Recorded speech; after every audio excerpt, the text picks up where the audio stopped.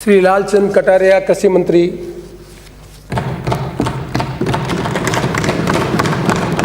धन्यवाद अध्यक्ष महोदय। माननीय अध्यक्ष महोदय, मैं आपकी अनुमति से इस पवित्र सदन में भारत सरकार ने जो 3 किसान विरोधी जो कानून बनाए हैं जो कृषि से जुड़े हुए हैं, उनमें मैं राजस्थान सरकार की तरफ से इनका पुरजोर विरोध करता हूं।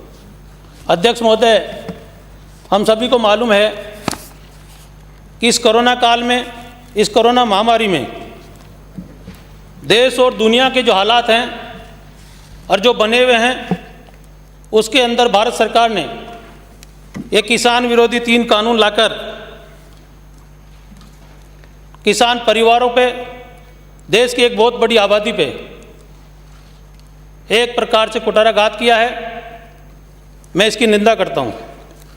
अध्यक्ष महोदय, इस सदन में बैठे हुए सभी सदस्य इस बात को भलीभांति जानते हैं कि प्रदेश का हर व्यक्ति, पक्ष का या विपक्ष का, इस सदन में जो बैठा है वो किसान परिवारों से जुड़ा हुआ है, किसान से जुड़ा हुआ है। लगातार किसानों के हित की बातें यहाँ उठती है, राजस्थान के विकास की बात उठती है, देश के विकास की बात उठती है, पर जिस प्रकार के कानून भारत सरकार ने बनाए, आने वाले समय में ये गरीब किसान जो मेहनत और मजदूरी के बलबूते अपने परिवारों का और देश के परिवारों का, इतनी बड़ी आबादी का पेट पालने का काम करता है, इन बिलों से जो आघात पहुंचा है, आने वाले समय में वो किसान मजदूर बन के रहेगा। बड़ी बड़ी कंपनियां आएगी और वो कंपनियां अनुबंध के आधार पर किसानों की ज़मीन लेकर अपने मनमानी के तरीके से उसी किसान को मजदूर बनाकर, जिस किसान अपने खेत का मालिक हुआ करता था किसान, उसको ठेके पे लेकर बड़ी बड़ी कंपनियां खेती करवाएगी। जैसा वो चाहेगी वैसा बाजार भाव होगा, उसकी कोई सीमा समय तय नहीं है।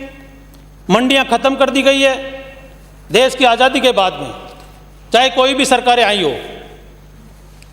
प्रगति के साथ साथ में किसान को अपने माल बेचने का हक मंडी के माध्यम से मिला। बड़ा तकलीफ का विषय है अध्यक्ष महोदय कि इतना बड़ा इंफ्रास्ट्रक्चर देश के अंदर और प्रदेशों के अंदर, जहाँ मंडी बोर्ड बने हुए हैं, किसान अपनी पैदा वहाँ जो भी पैदा करता है खेत से उसको लेके आता है, बाकायदे उसकी खुली बोली लगती है और उस बोली के आधार पे आड़तिया उससे पूछता है कि भाई आपकी रेट ये लगी है, आप चाहो तो मैं बेचूँ नहीं बेचूँ। तो किसान की इच्छा होती है तो उस भाव को देख के वो आड़तिया को कहता है कि आप बेच दीजिए। यदि उसके मनमाफिक नहीं रहता तो कहता है कि 2-4 दिन में इंतजार कर लूँगा। जिस प्रकार का कानून बनाया गया है उसमें मंडियाँ ख़त्म होगी और मंडियों के साथ में किसानों को जो सुविधाएं मिली है, मार्केटिंग बोर्ड के माध्यम से, विपणन के माध्यम से, गरीब किसान जो खेत में काम करता है, कभी करंट से मृत्यु हो जाती है, कभी सांप काटने से मृत्यु हो जाती है, रात को 12 बजे लाइट आए तो किसान को खेत में खड़ा रहना पड़ता है। और मैं तो ये भी कहना चाहूँगा कि इस कोरोना काल में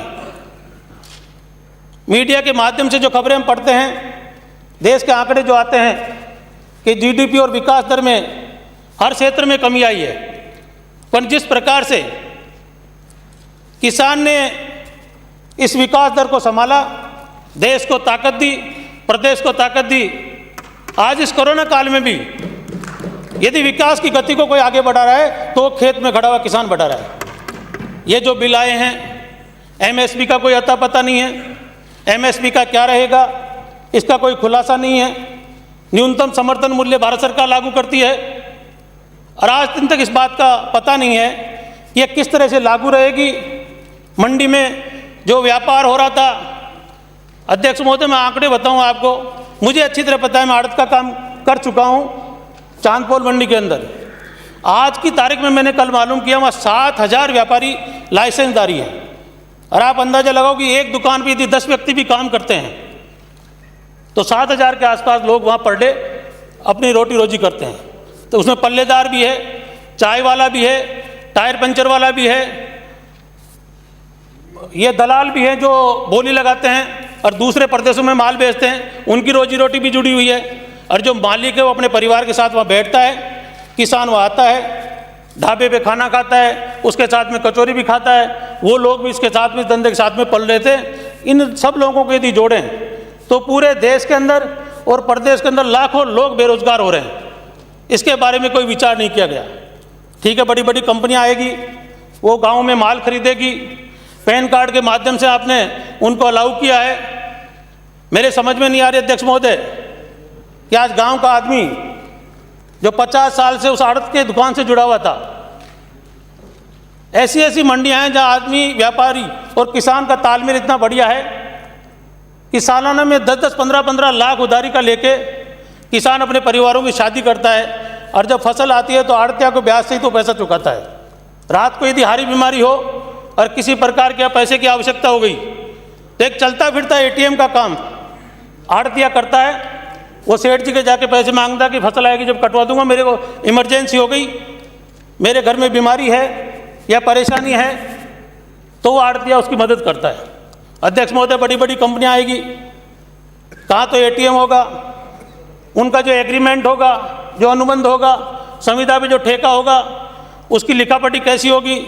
किसान तो वैसे ही अनपढ़ है, वो कहाँ उस एग्रीमेंट को पढ़ेगा, कहाँ उसको पढ़ाने जाएगा। किसान की आय दुगनी करने की बात हुई थी।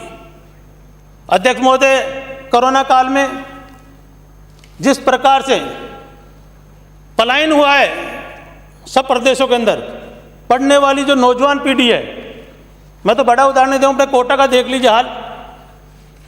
कोटा में जितने स्टूडेंट पढ़ते थे सब गांव में जाके खेती कर रहे हैं, और खेती के प्रति उनका रुझान भी बढ़ा है। ये 8-9 महीने के अंदर ये मैंने भी देखा है।